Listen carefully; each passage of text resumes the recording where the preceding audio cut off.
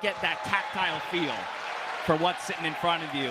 And here you have it, folks at home, those in the venue, our final match of the evening. It all comes down to this between the world champion and the world number 2. It's a bullet game, 1 minute apiece for personal Gentlemen, are you ready? Are you ready? Clock. Here goes the clock. We go. Off we go. It's a B4 push to open things up here for Hikaru Nakamura, and we are off to the races. And for Hikaru, he is playing on the queen side of the board. He's pushing his pawns forward, and you see a triangle from black. You have this triangle towards the center. It means you're very well defended, but you have a bad light square bishop, so harsh it. Some good news for Gukesh as he strikes forward, but he has some things to figure out as well. Absolutely, and I want to break with this move, pawn to e5, opening up my bishop on c8. That's what black is aiming for, so I think a move like rook to e8, queen to e7, preparing e5 will be on the cards of Gukesh. And I think you're right, but he wanted to take first. He didn't want his bishop shut back on b8. He's now trying to chisel at White's impressive pawn structure, connect forward, David Howell's favorite game. But right now, Gukesh is trying to get any of his pieces developed. I mean, that knight just wrapped around. This feels suffocating already at this point for Gukesh. Like, where do I put any of my pieces? I'm completely blockaded behind my own pawns. And now Hikaru has managed to put his knight on e5. The knight on b4 had such a long route to come there, and I think it just gave White too much time. And again, knight to e8. Brilliant.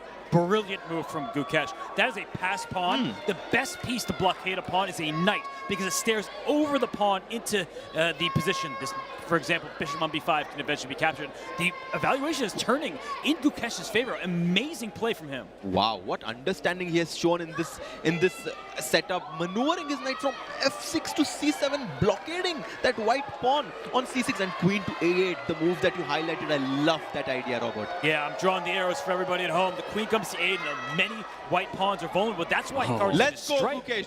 Let's go. Yeah, Gukesh has an opening here. Now it feels like Hikaru's just saying, I'm going to blow up the position. Yeah, I'm just going to blow it up. He's trying his best, but look at the clock, by the way. It's Gukesh who has the lead. They both have green, which means they're not overly stressed, but look at Hikaru's heart rate. I'll tell you this much, only one of them was out there practicing hitting the time controls, and right now it seems like it's working well in the favor of Gukesh. It is, but I would say one thing to fear if you're Gukesh is the black king. It feels like it doesn't have that many defenders. White's king is safe and sound, and after a move like this, watch out, knight g5, queen h7, do not blunder that pawn. He goes g6, he stops the threat of queen takes h7. Look at Divya, they're all so nervous. Locked in watching this game play out.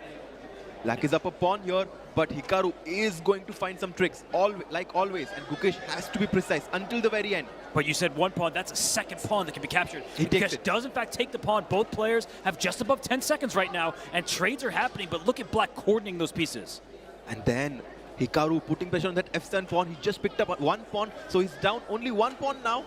Rook back to c4, knight to e4, played by Hikaru.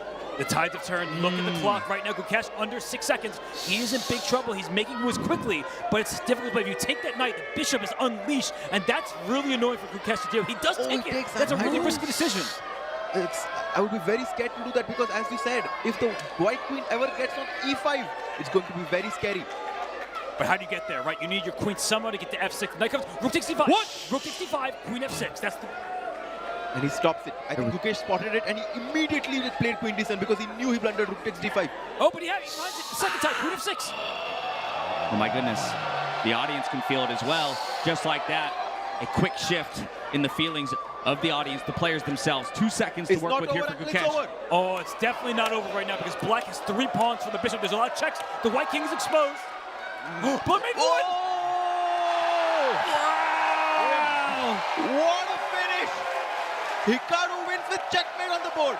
Look at that. Checkmate, USA versus India.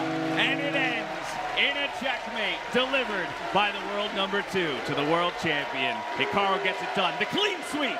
5-0. The clean sweep, the brooms are out. You can hear the chants in the background. Hikaru Nakamura said, not today. You're not going to get that last point.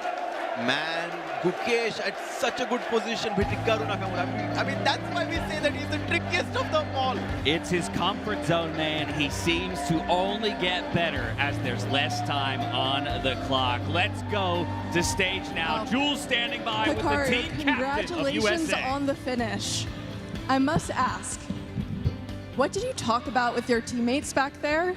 and did it influence your opening decisions? Well, we were just discussing what the options were. First, I played E4, then I played F4 to copy Levy, and then I just thought, play B4. Why not? The Orangutan's a good opening. So it worked out, but I mean, to be fair, Gukesh had many opportunities to win, so it could have gone either way. All right, thank you so much. And a big congratulations. Let's give it up for Hikaru.